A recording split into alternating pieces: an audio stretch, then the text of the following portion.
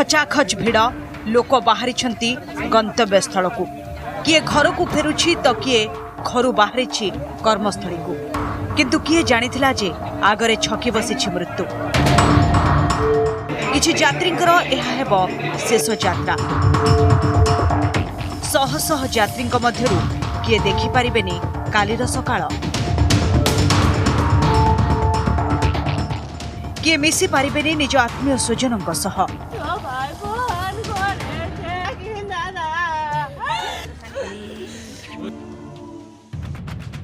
स्थान बालेश्वर बाहानगा, समय संध्या 7टा। हठात रेलधारणा उपरे शुभिथिला भयंकर आवाज।